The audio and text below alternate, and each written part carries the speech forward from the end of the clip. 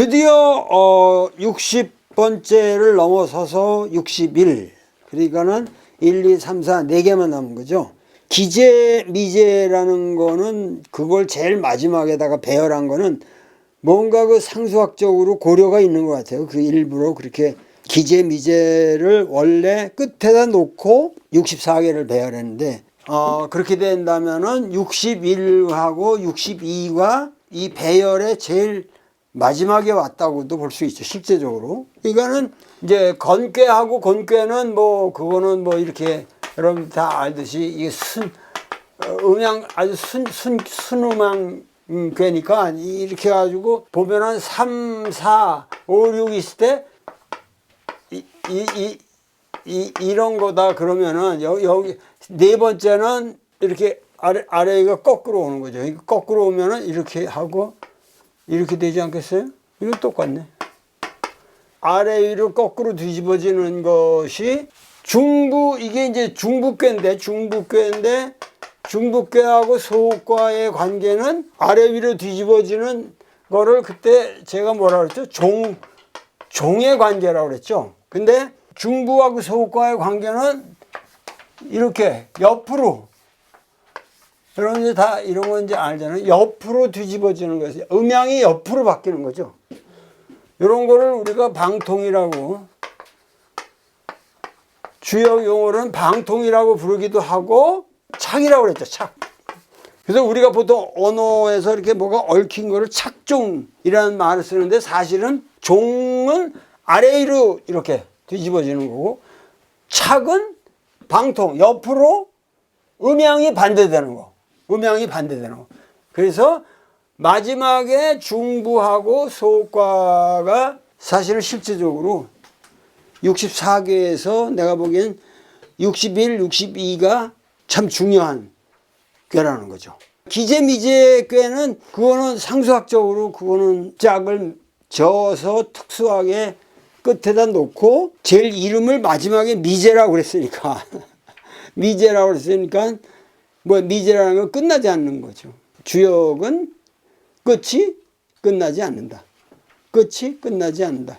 사실 그 슈베르트의 미완성 교향곡도 그게 미완성 교향곡이냐 이게 의문이 많아요. 그게 뭐 악장이 하나 없어서 미완성이라고 그러는 거지 사실은 슈베르트가 그거를 완성곡으로 썼다는 거지. 이거는 이 주역의 저자도 뭔가 이렇게 미제라는 걸 제일 마지막에 놓으려고 애초에 그 배열을 그렇게 생각했을 거란 말이에요. 그래서 진짜 멋있는 거죠. 이 64괴는 unfinished. 난 죽어도 unfinished. 나는 미완성으로 죽는 거예요. 기재가 아니에요. 기재가 아니고 아주 끊임없이 미완성이라고 말하면 좀 미제라는 거하고 좀 이게 개념이 다르겠죠. 끊임없이 이어진다. 미제. 우리의 삶은 아직 끝나지 않았다. 아직 건너지 않았다. 아직 시도되지 않았다. 그러면서 끝나는 거예요. 그러니까 64괴가 그래서 기재, 미제는 아예 그렇게 빼놨고 그 다음에 이제 중부하고 소과를 착의 관계로 해서 여기다 배열을 했다. 이렇게 생각하시면 되겠어요. 오늘 중부괴를 들어가기 전에 여러분들에게 꼭 말씀드릴 일이 하나 있죠. 내일 오후 2시 포항시청의 홀에서 해월 강의를 하는데 사실은 동학이라고 하는 거는 경상도에서 만들어진 사상운동이거든요. 그래서 경주로부터 시작해서 그거를 이어나간 사람들이 결국 경상북도 일대로 해서 저 강원도 일대로 해서 충청도로 해서 나중에 전라도로 내려가게 되는데 외면적으로 보면 인간 평등을 주장하고 인간 평등뿐만 아니라 인간과 하느님의 평등도 주장하고 이게 엄청난 파워를 가지고 이 민중 속으로 파고 들어가니까 불안한 거죠. 이게 국가에서 우리 경상도 전체의 유림에게 엄청난 이 핍박이 생길 수도 있다. 그래서 이제 수훈 선생이 자진해서 제일 좋은 방법은 이거를 사람들 오지 말라고 그럴 수도 없고 내가 뭐 이거 이 수은 선생은 애초에 종교를 전파하려는 사람이 아니거든요. 동학에서는 이 교주라는 말을 절대 쓰지 않습니다. 이런 말 안 쓴다고 이게. 이런 말은 안 쓰거든요. 왜냐하면 종교로서의 교주라는 의식이 없어요. 그래서 수은 선생님의 경우 자신한테 뭐냐면 나를 그냥 선생님이라고만 불러라. 그래서 모든 문헌에 뭐냐면 선생님이라고, 이게 굉장히 동학에서는 중요한 게, 그래서 이 주라는 말이 님이에요, 님. 선생주. 그러니까 나도 어렸을 때 집에다가 전화 편지 쓸 적에 나는 벌써 나만 해도 한문투로 썼단 말이야. 그래서 부모, 이렇게 한문을 꼭 쓰면 부모, 님이면 부모 주전 상서 이랬거든. 항상. 나도 중고등학교 때 벌써 이렇게 편지를 썼단 말이야. 그러니까 님이에요, 님. 그러니까 하늘도 여기 천이 되니까 하늘이 되고, 이게 이 천주교에서만 먼저 만든 게 아니라 사실 이게 하늘님이야. 이게 하늘님. 하늘의 님이거든. 그러니까 하늘님이 이게 하느님이 되고, 아들을 님화하면 어떻게 되죠? 아드님이 되잖아요. 아드님. 딸을 딸님이라고 안 그러잖아요. 따님이라고 그러잖아요. 그러니까 이런 식으로 선생님을 라고 불렀는데, 이 사람을 이은 게 사실 해월이라는 사람인데, 오늘 이 시군 행정 이게 구역이 변해가지고 오늘로 본다면은 해월이라는 분은 포항 사람이에요. 원래 신광면 사람인데, 그러기 때문에 포항에 상당히 지사들이 있는데, 사실은 이 포항 지역이라는 게 엄청난 그 유서 깊은 데거든요. 우리나라에서 그 아주 희한한 유적이 제일 많은 곳이에요, 내가 보기엔. 고인돌도 그 어마어마한 고인돌이 사방에 있고, 그 암각화, 그러니까 이 형산강 유역으로 해서 저 영일만에 이르기까지 이쪽 지역으로 상상도 못할 그런 유적들이 많아요. 이 무덤도 온전한 고구려 무덤이 나오거든. 어떻게 포항해? 그럼 고구려라는 영토가 과연 어떻게 되냐? 그러니까 고구려 무덤이라는 건 왜 이렇게 이 석실묘가 있고 거기 들어가는 이렇게 통로가 있다고. 그거는 이쪽 남쪽에 없는 스타일이거든요. 석실 현관이 다 있는 고구려 무덤이 정확하게 나오거든. 거기를 자꾸 우리는 저쪽 지도를 놓고 생각할 때, 이쪽 이거 변두리니까 이게 문명에서 이렇게 뒤처진 곳으로 아는데, 옛날에 여기 요렇게 나온대. 여기 포항이라는 게 여기잖아요. 여기. 지금은 사실은 여기다가 요렇게 바다를 메꿔 가지고 포항 제철을 맺는 거거든요. 그래서 이 모든 원활하게 배가 떠오르는데, 옛날에는 여기가 가서 이렇게 떠으면 물고기가 우르르 그냥 잡혔대.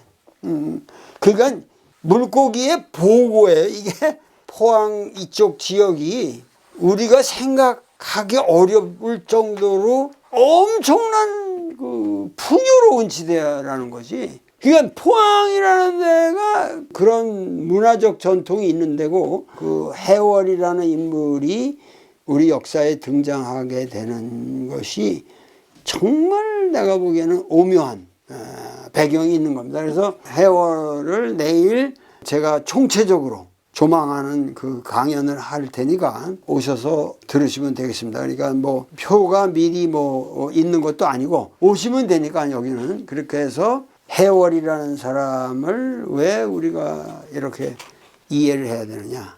제가 우리나라 역사를 생각할 때 조선 왕조에서 내가 가장 리스펙트 할 수 있는 사람을 세 사람을 꼽으라 그러면은 제일 먼저 내가 역시 꼽을 수 있는 사람은 세종대왕이에요. 왜? 한글을 만들어봐야 제일 중요한 건 한글 창제예요. 그 다음에 내가 꼽을 수 있는 사람은 이순신이라고. 그건 확고하게 이건 대전이에요. 세계 대전이에요. 아주 제1차 대전, 2차 대전 못지않은 이 세계 대전입니다. 그 세계 대전을 가장 열악한 그 환경 속에서 완벽한 승리로 이끌었다는 거. 완벽한 실력을 갖춰가지고 이겼다는 거. 그러니까 이 이순신이라는 사람은 기적 같은 사람이에요. 그렇게 하고 마지막엔 제가 드는 사람이 해월입니다. 해월. 우리 정신사적으로 저는 수운이라는 거를 어떤 이데아로 본다면 역사를 만들어간 건 해월이에요. 그렇기 때문에 이 해월이라는 사람을 우리가 어떻게 이해해야 되느냐, 여기에 따라서 우리 민족의 이 모든 그 아이덴티티가 결정되는 거고 우리 민족의 그 미래 진로가 결정되는 거예요. 근데 사람들이 해월이라는 사람을 너무 몰라요. 그런데 이 해월이라는 사람이야말로 완벽하게 21세기적인 인간이거든. 해월이라는 사람이. 그래서 해월이라는 사람을 우리가 어떻게 이해하느냐 하는 해월에 대한 총체적인 사항을 머릿속에 우리가 만드는 그런 게 필요하다. 이번 포항 강의는 이제 해월상 이미지를 그 국민의 마음에 심기 위해서 제가 강의를 할 거고, 포항에서도 이 해월 기념관을 건립을 해서 거기 있는 유지들이 뭔가 지속적인 운동을 해야겠다.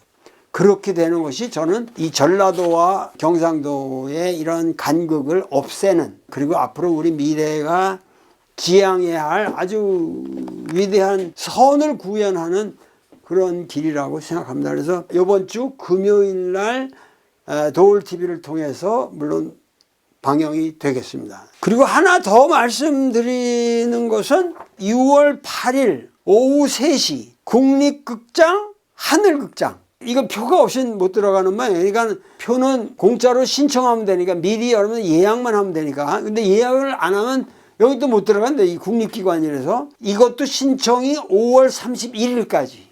나는 이거 만해 강연은 정말 여러분들이 만해에 대해서도 해월보다도 더 모르잖아요. 만해. 우리가 사실 만해 그럼 뭐 그냥 님의 침묵 그리고 뭐 독립운동 했었던 스님이다 이렇게 알잖아요.